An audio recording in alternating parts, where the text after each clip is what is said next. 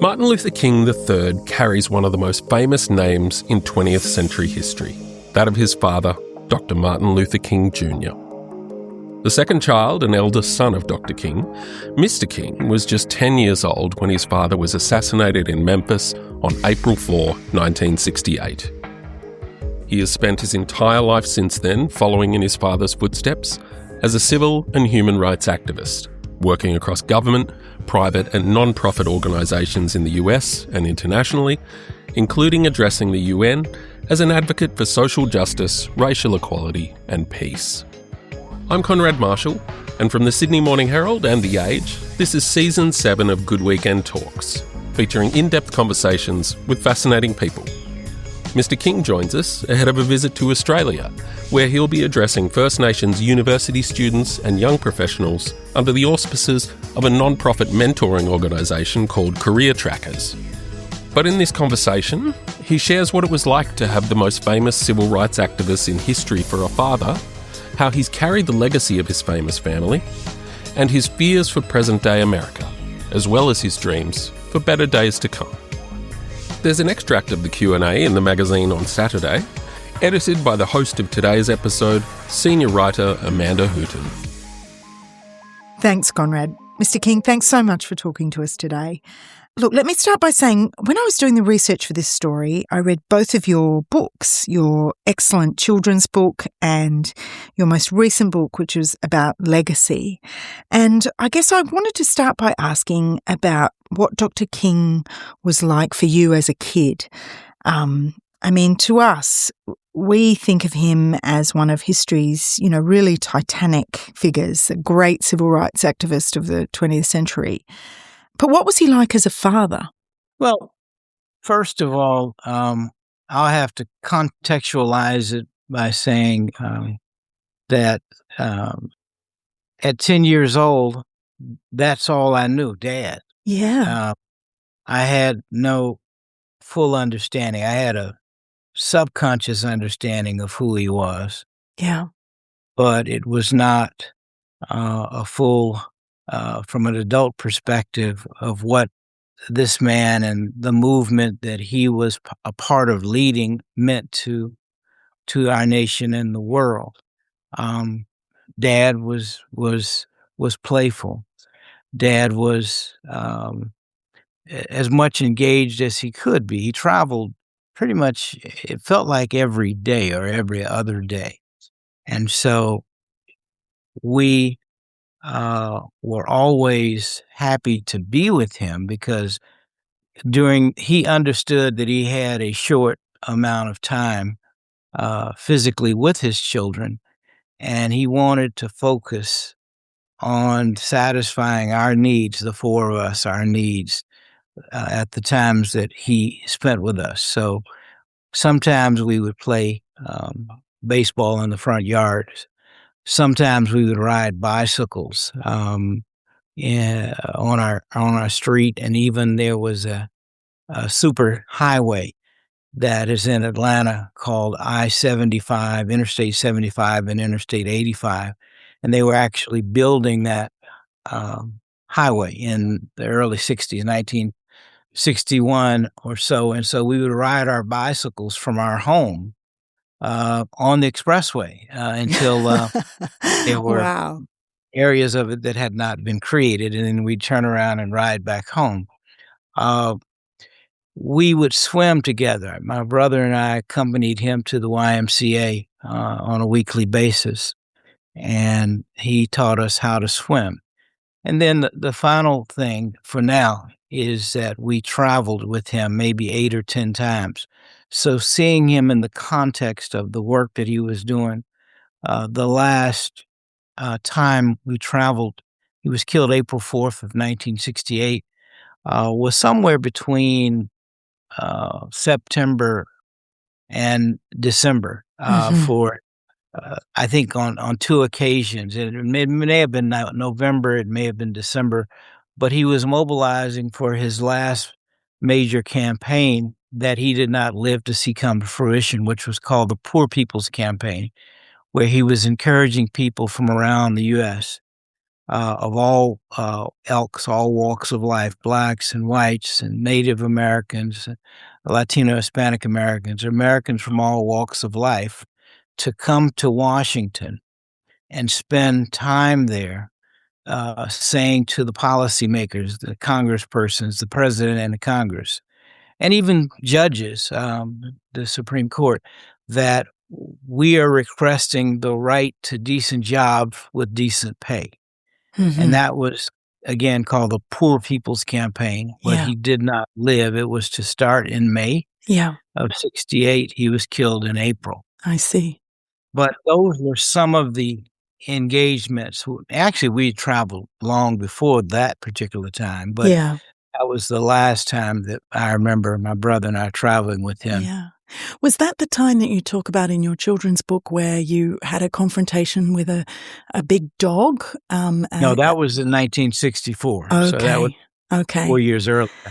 That was in St. Augustine, Florida, Okay. which was a very turbulent time and a very frightening time. What comforted me was my being with Dad. And although this was probably like 9 or 10 o'clock in the morning, a police officer had his German Shepherd. The dog was bigger than me. And the dog really didn't do anything because he was not commanded. There was no command given. Yeah. But it was just the fact that a big dog is coming right by you. Mhm.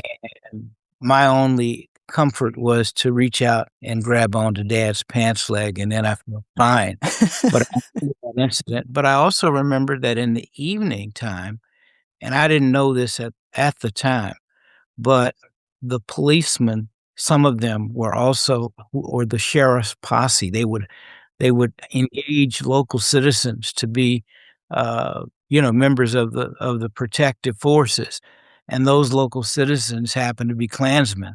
So it wasn't really them wanting to protect us, but them No. wanting to harm. Yeah. And in St. Augustine, the community, the white community, and I wouldn't say all, there never was all, but the white community that was in charge, it was a very segregated community. They didn't want black people to swim in the pools.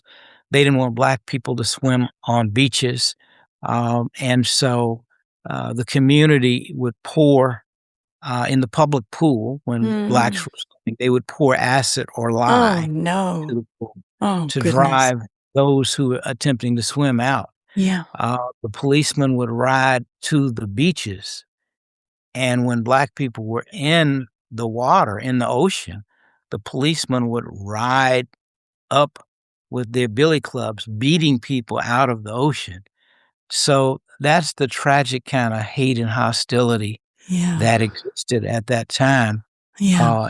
City of St. Augustine, and Dad and his team were working to desegregate Yeah. the city, as many other cities in the South.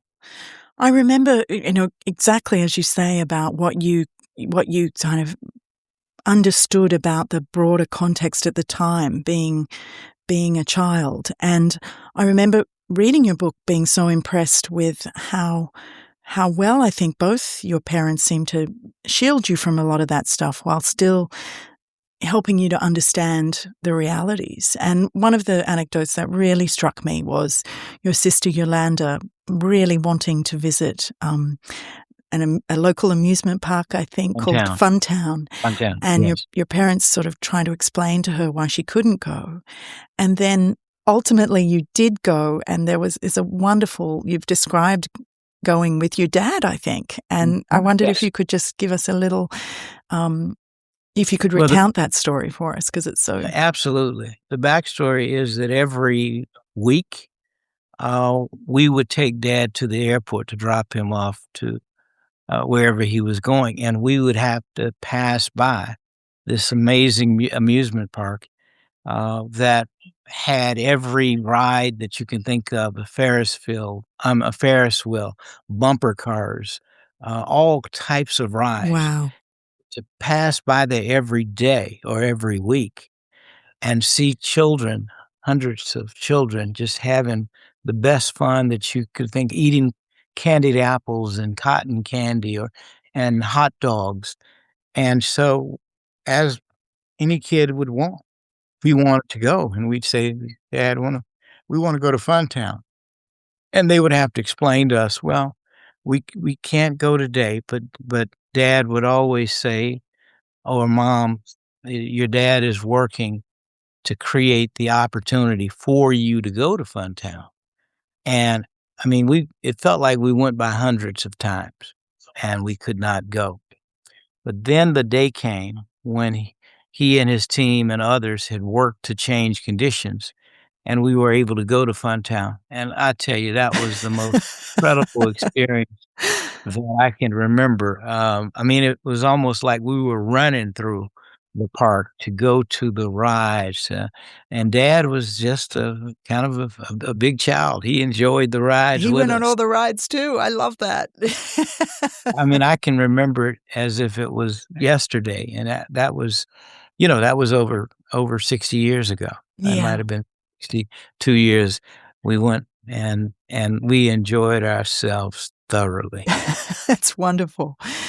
Y You've spoken a little bit about this, and I think, it's, it's a really, significant part of kind of what followed, I guess, after your father's death. But before he died, how conscious were you of the sort of larger picture of your father's life? I mean, obviously, you had some awareness. You're talking about St. Augustine and traveling with him at times. So you had some awareness, but did you have were you worried for him? Did you ever think that something terrible might happen to him? Or was it just a kind of peripheral thing that you had a sense that sometimes bad stuff was happening out there? I don't know that I can consciously say I was aware. Mm. I was certainly subconsciously aware because our phone would ring, and from time to time, one of us would answer the phone, and the voices were Mm. just ugly and hate-filled, and they would threaten our family, telling us that we needed to get out of town, Mm. that they were gonna do harm, and it kinda just rolled over our backs at that time. It was not something that we chose to ingest. I think subconsciously, we always knew there was danger, potential danger, but we were, number one, raised with a strong faith and a foundation, a spiritual foundation, and we believed that God was gonna take care of us, even though there was the prospect of something happening. And until it happened, I don't think any of us, were we opted not to live in fear, and Mm. Mom and Dad really did try to shield us as much as possible. Mm. We were the first Black children to integrate a white school in Atlanta, and I think there were a number of factors that made that, unique. If it had been just a group of kids, uh, the kids may have been much more hostile, but we were a group of kids. It was just that it was high profile. So Mm. the media was following us. That probably made kids say, "Well, who are these Black people?" And at that time, they may not have called us Black, but who are they that the media is following them? Mm. And so probably some of them were curious and said, "Okay, maybe I've been taught to dislike these people, but I'm gonna explore myself and explore my own relationship." So by and large, it was a very positive experience. After the first few days, again, the media accompanied us to school. I Mm. don't remember if we had security at that time, Mm.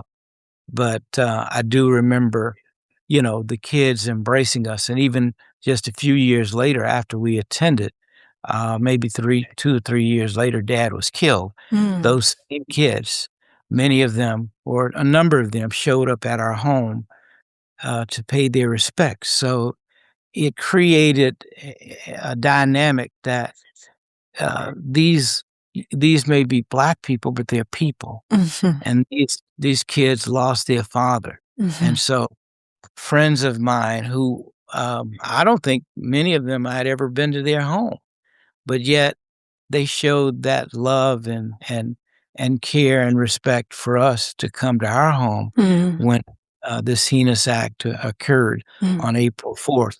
And so I did ultimately, we developed a number of friends. I played football. So a team sport teaches you how to interact with others. Uh, there was one kid that was particularly troubled. And I say that because he would go up to a wall and have a tantrum, and he would hit his head up against the wall. I don't know if he was autistic. That we didn't know what that was at the time, but he was always hostile, and he would also call me the N-word. Or he would say, "I don't wanna be with these N-words. I don't want why don't you go to your own school?" One day he was drawing. He was a very creative artist, very, very talented. He could draw to detail. He drew a detailed battleship, and it was, I mean, with the guns, you could see the actual, like they looked just like they were real. And I asked him, I said, "What is that?" He said, "Battleship." And of course, I knew that, but I wanted to engage. And I said, "Man, that is really very good." He turned his head and looked up and he said, "You think so?" I said, "Man, that is amazing. That is awesome." Now our relationship changed by the dynamics of relationship building. All I was doing was telling the truth, but I complimented him. And apparently wherever he in his home, he didn't get many compliments, much support. His only support was to tell him that these Black people are not good people. They are awful. And all of that perhaps at that moment went out of the door for him because I lifted him up.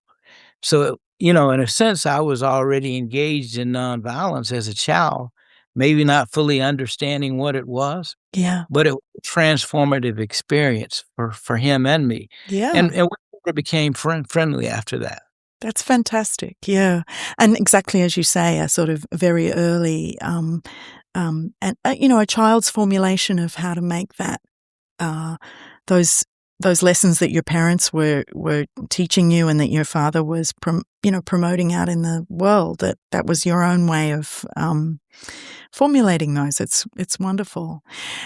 It's sort of additionally poignant to when you describe, starting at that school and having the media there and, the kind of extraordinary awareness that everybody had of who you were and what was happening and the battle that was being fought. To reflect on the fact that, as you wrote, after your father was killed, you used to sometimes tell people that you couldn't remember your own name as a means of trying to escape that way. Let me put a explain context. that. That's not actually what Or you couldn't remember. happened. Okay. No, it was that during practice, ball practice, there were a number of guys who kind of approached it. I don't remember if they were students in my class. I think they were. And they had robust voices, and they spoke in a heavy tone. And I knew that, or I instinctively felt, if they asked me what's my name, I said, I don't know my name. But it was not that. It was that my concern was if I tell them who I am, that they would do harm to me. So I use that as an excuse to not have to confront what, at that time, it felt like it was going to be a very bad situation. And so it was a protective mechanism. It was not that I did not remember my name. Oh, I yeah. proudly No. would say my name, but those guys, those particular guys, they created a fear. So I pointed to them when my mom picked me up from practice, and I said, "See those boys, Mom? They asked me my name, and I told them, I don't know my name." Well, "Marty, why did you do that?" I said, "Because I was afraid that if I shared my name, they were gonna do something bad to me." And what did I didn't can that you didn't remember happen what a she lot. said? She said well, she when I said that before when I was sharing it, she said, "Well, of course you know your name." I said, "Yes, yes, ma'am, I do," Yeah. but it was that energy, and Yeah. that's described I would not have said that to her then, it was an but it was an energy Of that was course. a hostile energy, and obviously she understood, but she Yeah. jokingly said, "Oh, those boys," she said, "Well, why are you afraid of them?" They she said they look like they were the same size. To me, they look like giants. I'm like, Those guys aren't they're way bigger than me." But, as a kid, things are perspective. It's your Of course. perspective at that moment. And I think that it sounds like she had a really good understanding of what your name might mean too to Yes. people like that, because she was concerned, wasn't she, when you were born? Yes, Your she was. father was really keen to call his firstborn son after himself, but she had more doubts. Is that not correct? It's interesting to me, I think about it just to think back to 1957, and I was like, "Well, why would you not want me to be Martin?" Mm. And her issue was dad had in 1955, the Montgomery bus boycott began, in fact, just, December 5th of 1955, that began. Rosa Parks was arrested on December 1st. And the boycott began December 5th. So dad had become a very well-known figure in this country, and he even had before in the 50s, late 50s, before I was born, Mhm. he was on the cover of Time magazine as the man of the year. So in her mind, legitimately, okay, this is going to be monumental. If he's named after his dad, he's going to have big shoes to fill. Yeah. They continued to debate it, and obviously dad won. So Yeah. I'm grateful to my father, but I understand what my mother's intent was. A mother's always objective is to protect their children, and Mm. it was about protection. It wasn't about not loving who he was and what he represented. In fact, dad had been involved in excuse me, mother had been involved, when they first met. They met in college. She was at Boston Conservatory of Music. Dad was at Boston University. And they met, and their first conversation was for 6 hours on a Mm. park bench in Boston. And she had been involved in peace demonstrations. So he used to say, "My wife brought me to the peace movement." So she was involved before him. So clearly she understood and Mm. understood her life's mission. She had planned to be a concert performing an opera singer, and had been and that's what she studied for. Her master's was in music, and yet she had to change and transform her whole vision and dream Mm. because this mission was far more important. Mhm. The mission of her becoming a performing artist. She did perform, by the way, in churches to raise money for the Southern Christian Leadership Conference, the organization dad was president of, where he did much of his work. Yeah. Yeah.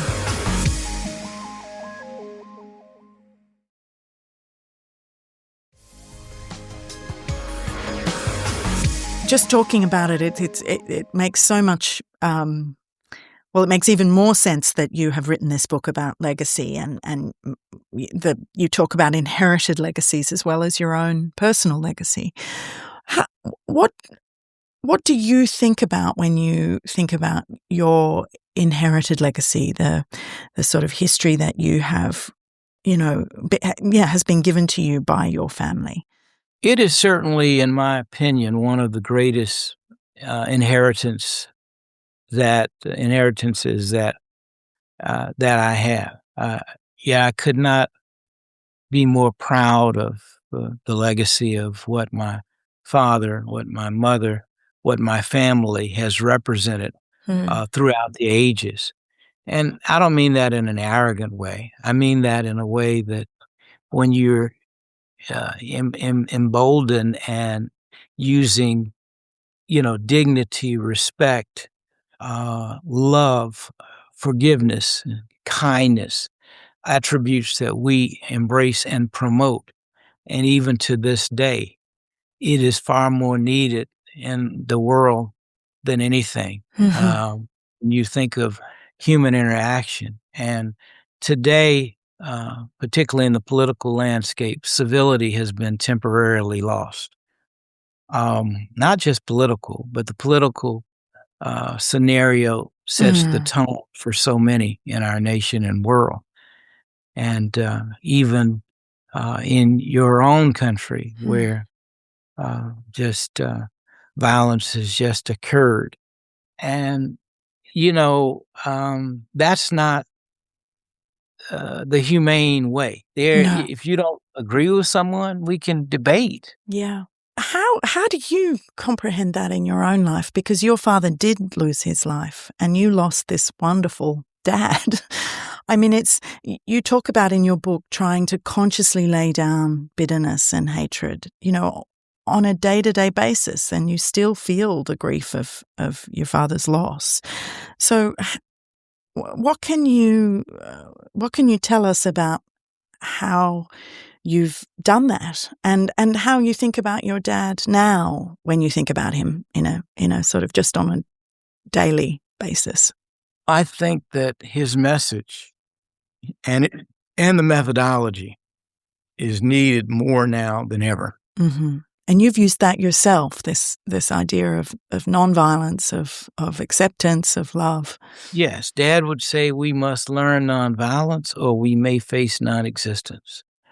Now, the way I chose to process that, I have to tell you, I was 10 years old when my father was killed. I was 11 years old when my uncle mysteriously drowned. I was 16 years old when my father's mother was assassinated in the church while praying the Lord's Prayer.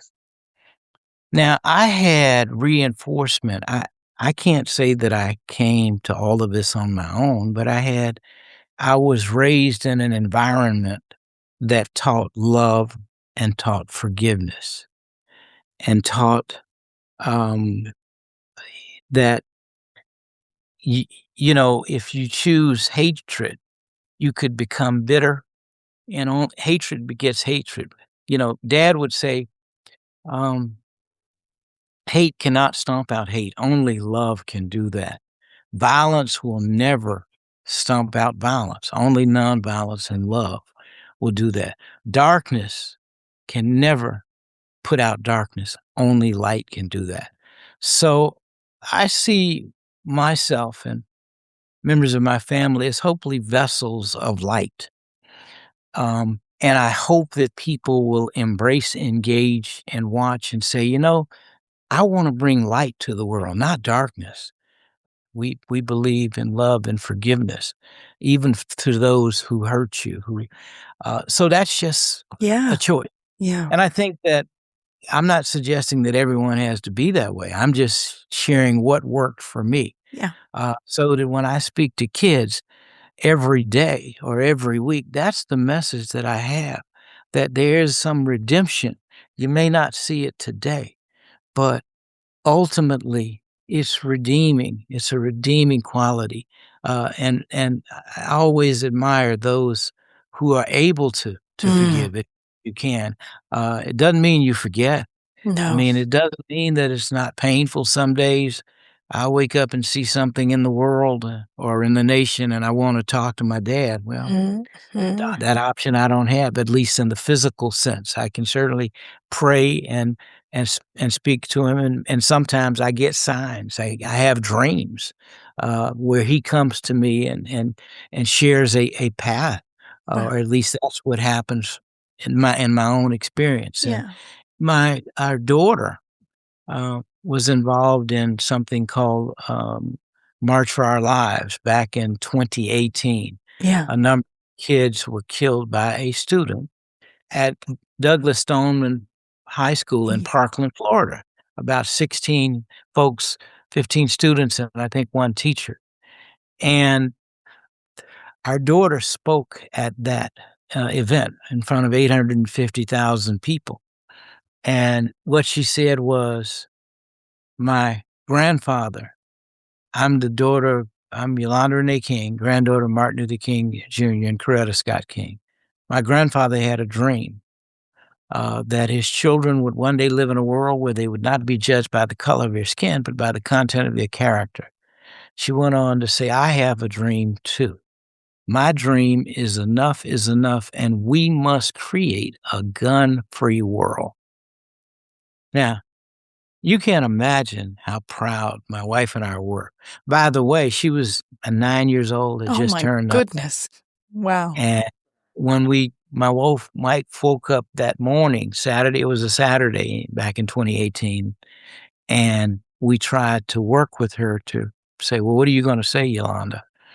And she said, I don't need your help. I know what I'm going to say. So she recited this off of the top of her, from her head and her heart. And, it reverberated throughout the world. Wow. You're coming to Australia, I think, to speak to young people here, particularly Indigenous Australians, for an organisation called Career Trackers, which is an Australian mentoring association. I think founded on the model of a similar organisation in the States called Inroads that was established after your father's very famous I Have a Dream speech in Washington. What are you hoping to say to Indigenous Australians? What do you want to share with them? I think, first of all, my first response is an apology is in order because of how the Indigenous populations, not just in Australia, but around the world, have been treated. We as a society have not treated the Indigenous population as it should be treated. They are the original people. They are the ones who deserve perhaps more than anyone else. And so I start with an apology, but then I have to think about where we have, well, under normal circumstances, I'd say where we've come from. But right now, we're in the spiral of repeating the past, and in this country and some areas around the world. But what I also will say is, during the modern civil rights movement, nothing that happened was known until it happened. In other words, people somehow retained hope, retained the capacity to dream, and ultimately freedom did come. Now, again, as I said, we may be in a tailspin right this moment, but history is going to change. There is a better day a-coming. And that's for everyone, not just for one ethnic group. Political folks come and go, and things come in cycles. I'm not really sure that I could have totally imagined that we would be in this kind of spiral at this particular time. But ultimately, change is coming. So what I hope to be able to do is to inspire that which is a constant. I mean, this will be my 4th or 5th time to Australia. And in fact, Really? Okay. 30 years ago, I came and spoke to the Indigenous community, the Aboriginal community in 5 cities. I went on like a 5-city, like a tour. Wow. And to raise money for issues that impacted the Aboriginal community. So, my hope is that I can share a perspective that provides hope for the Indigenous communities. And to say that if I can, even though I'm not Australian, if there's anything I can do to partner to help in that mission, Yeah. I'm honored to have the opportunity. That's fantastic. The position we're in right now, around the world, not just in Australia, not just in the States, but the sort of broader sense. You've just come back from Oslo, where your daughter, who is now, I think, 16 or 17, Yolanda? 17, where she's just given a speech, before the Nobel Peace Prize Forum. Obviously, your father received the Nobel Peace Prize. And yet you have reflected that Yolanda now has fewer rights today than she did when she was born. Mm-hmm. And so given what you're saying about this sort of spiral we seem to be in as a global community at the moment, what can you tell us about what you think the sort of legacy is that we're leaving for our young people at the moment? How are you feeling about it? Well, what I feel is great hope and inspiration from the young people, not just in our nation. They are young, positive movements all over the globe. And it is the young people, most of the movements, in fact, my father, when you think about it, was not even 40. He was 39 when he was killed. When he led in Montgomery in 1955, he was in his late 20s. So movements have been sustained by, sometimes it may be the vision of some older folks, but it's the energy of the young people that sustain the movements. That's a great reflection, yeah. Thank you so much, Dr. King. We look forward to seeing you in Australia. We're sure you'll have an enormous amount. I'm looking so forward also. Thank you. To read more of our in-depth journalism from the latest edition of Good Weekend, visit us at theage.com.au or smh.com.au. This episode was produced by Conrad Marshall and edited by Tim Mumry. Our executive producer is Tammy Mills. Lisa Muxworthy and Tom McKendrick oversee our podcasts, and Melissa Stevens is the editor of Good Weekend. If you enjoyed this episode, follow our podcast and leave us a review on Apple or Spotify. Coming soon, we hear from Australian musician Nick Murphy, also known as Chet Faker, who joins Good Weekend Deputy Editor Conrad Marshall. Thanks for listening.